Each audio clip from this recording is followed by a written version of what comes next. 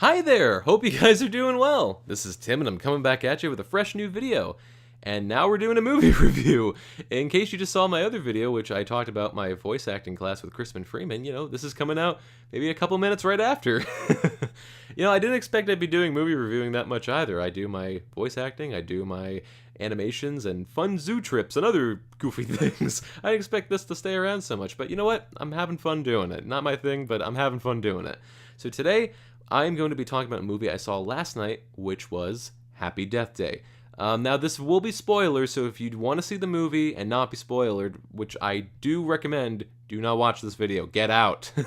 And speaking of Get Out, I did with this movie what I didn't do with Get Out, which I didn't spoil myself seeing. I didn't look up the spoilers for the movie. Get Out, I had seen M. Night Shyamalan's Split. I kind of got in a funk of not wanting to see horror movies for whatever reason. I like Split, but I went on Wikipedia, looked up the plot spoiler for Get Out, and I regret that because it's a great movie, and I really wish I had seen the movie in theaters, not spoiled. And gosh dang, it's my fault, but I guess I'll blame M. Night Shyamalan because that's a trope. I'm sorry. So with this movie, I was so happy I didn't spoil myself. It was a fun movie. The premise, in case you don't know what it is a college girl who is having her birthday, goes throughout her day, and at the end of it is murdered, however, wakes up the morning of the same day. So the movie is her trying to conduct her own investigation to figure out who her murderer is. A lot of people compare it to Groundhog Day, which I have never seen Groundhog Day with Bill Murray. I have never seen it, so this is really one of my first instances of watching a movie with this kind of premise.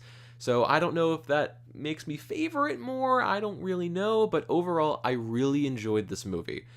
Again, spoilers, so you have been warned again a second time.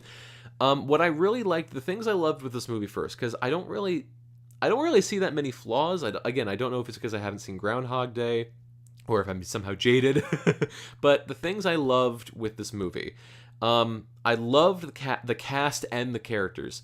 I think the lead, again, I'm horrible with names, but her character's name or nickname is Tree.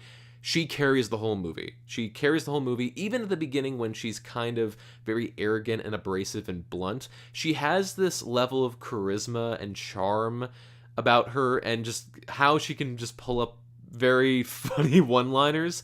She can be lovable and relatable at the beginning of the movie, and then when she starts getting murdered again and again and again, she starts righting her own wrongs and realizing what kind of a person she is and really wanting to live for tomorrow, even though tomorrow isn't coming. She carries the movie. She absolutely carries the movie. All the other characters, all the other actors, I thought they did their job. Whether you loved them or loved to hate them, I found myself loving every single character in the movie by the end of it. That's my number one.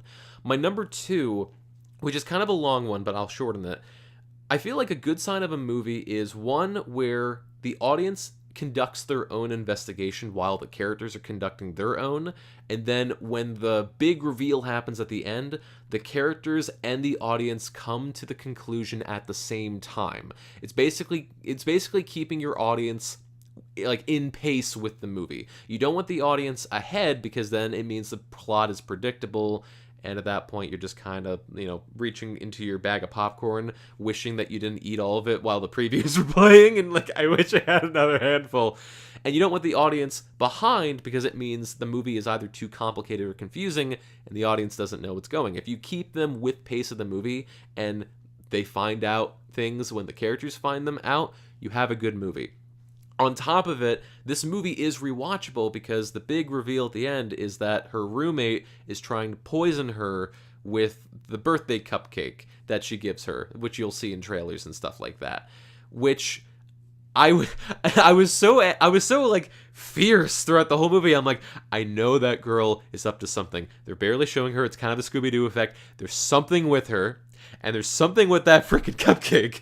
I just don't know what it is. I couldn't piece it together. I'm like, I was thinking that by her blowing out the candle every day, that was what was giving her the extra life. Like that she was like, maybe something mystical was going on. That was the reason why she was looping back in time. On top of it, you never get an explanation why she goes back in time. And I'm completely chill with that. Some people will be like, I know, we need an answer. Like, well, you didn't question Marty McFly in Back to the Future being friends with a deranged scientist who hangs out with him at the mall parking lot at 3 a.m. We never questioned that because we love Doc Brown and his crazy quirkiness. So I didn't question why she had this ability to rewrite her day over and over again because it was just fun. I love the movie. It's just fun, and you could dive right into it. But gosh dang, when we got to that end where she's like, "Oh, well, it's a poison cupcake," and she's even playing off like, "What?" Like, well, you can't do it. Well, you eat it. Well, it's your birthday cupcake. It'd be wrong. Okay, well, I'm going to take it down to the police. Grab, throw to wall. I'm just like, yes! Like, it was so good. Like, just, there were so many good... It's a fun movie. In case you're wondering, like, for those who might not care about being spoiled, it wasn't really a scary movie. I admit, I was cringing up at certain points because it had a Pavlov effect like the movie It, where in It they have one of the kids showing like a character trait, like drawing something or like milling or reading, and then something runs by like a balloon or a little boy or something scary, kind of like, hey, come over here, look in the sink, and then blood, and then when that happens, the kid investigates, and then the scare happens, or Pennywise shows up, and it could be a jump scare, it could be a creeping build-up scare, it could just be a thrill. Regardless, then it goes to the next kid, and you think, oh great, now I'm watching the next kid doing an action with something running by, knowing that at the end of it, Pennywise or something scary will be there. This movie had that for a bit where, at the beginning... you go through the cycle, you know the killer's coming, she dies, and then you think, great, she has to go through the next day and encounter the killer again at the end, but she tries going to a different location or changing up, and the killer's still there. You just don't know how or where the killer is, or how he's going to pop up and kill, so it's this large amount of build-up into the jump scare. It isn't just normal action into a jump scare, there's a build-up. The best example of this, and I was hating the movie for doing this in the best way possible, is I believe it's the third night. She barricades her room, puts like the bookcase in front of the drawer in front of the door, and barricades the window, and she's watching TV. It's like, there's a murderer, and the TV keeps coming back on, back off, back on, back off, which I didn't know why that was happening. Was it the power outage? Whatever, I don't care. And she sees the closet door a little bit open, and she goes over and she like opens it, and nothing's there. And then she hears something in the bathroom, and she's like, and it's such a long creep to the bathroom. And she's there with a hammer, and she's right there at the curtain. She's right there. And it's just, this isn't like a long amount of time. This is an obscene amount of time.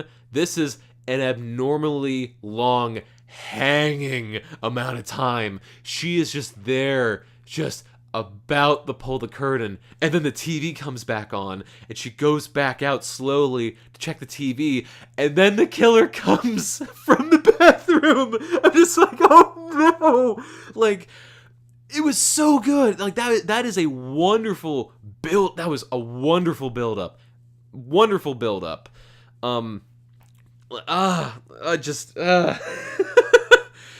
It's a fun movie. It can scare you a little bit. It's not the scariest. It can scare you a little bit, but then by the middle and the ending of the movie, it's just fun. It's just fun, because then she's bulking up. She's trying to figure out, like, okay, like I know these people aren't the people because I went to this guy's house, or I went to the hospital. I know these people aren't guilty, so I can narrow down the list, but I have to keep dying over and over again.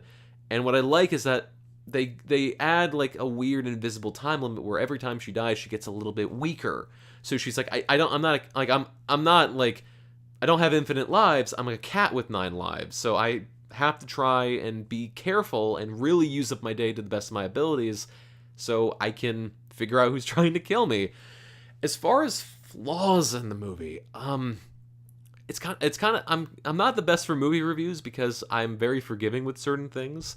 But I guess as far as flaws with the movie, and they're not really even flaws. Like, the only time I really felt detracted from the movie was when we had the reveal of the one killer on the news story where they reveal, oh, he escaped from the hospital and he's on this like on this parade to kill college girls, like hot college girls, and for whatever reason he keeps coming after her regardless of what's happened, like how she changes up her day.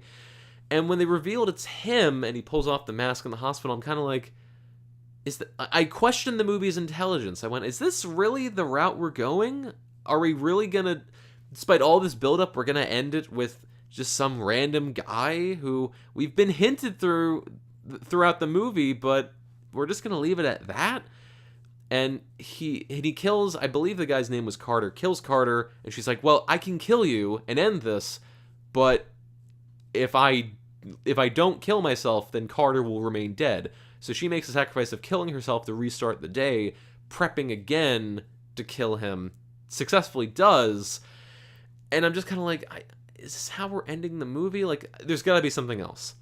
And then she wakes up again the next day with it resetting. She's like, what the frick? I killed him. Like, I won. Like, it's supposed to be over. I'm just like, is this how we're going to end it now? Like, that, oh no, she's trapped in this forever hell loop with her birthday or something like that. Like, is this like punishment for her crimes?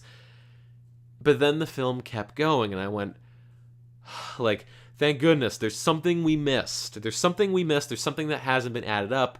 Her going to back to her dorm where there's her roommate. I'm just like, okay, we're going to figure it out. And then, well, like, I didn't eat the cupcake until last time. And then I'm like, oh my God, like, thank you. Like that's only the real big flaw, where for a good chunk of the middle and ending, I felt very detracted. I'm like, is this what we were building to? But the film turned it around. Again, like, I see why they did that. It's just, I felt a larger amount of detraction. So I don't know if there was a better way to do that with the movie, to kind of feel, not, like, just so when that real reveal happened, you didn't feel as detracted at least. But regardless, it happened, but I don't know how that could have been made better. Other than that, you know, someone could maybe say, like, oh, like, they kind of play up some stereotypes, or the quirkiness, or maybe even some points they think pandering. I don't really know. But overall, I had a blast seeing the movie. It was just fun, and you let your brain go on a walk, but even so, the film is smart in a lot of different departments. I highly recommend seeing this. I mean, if you've gotten to this point, unless you've just made the luckiest skip in the video ever, you know, you've already seen it, or you don't care about being spoiled, I highly recommend seeing it. It's a lot of fun. So yeah, I'll leave it at that. But thank you guys again for watching. I hope you guys enjoyed yourself, and I hope you guys have a wonderful rest of your day. Bye.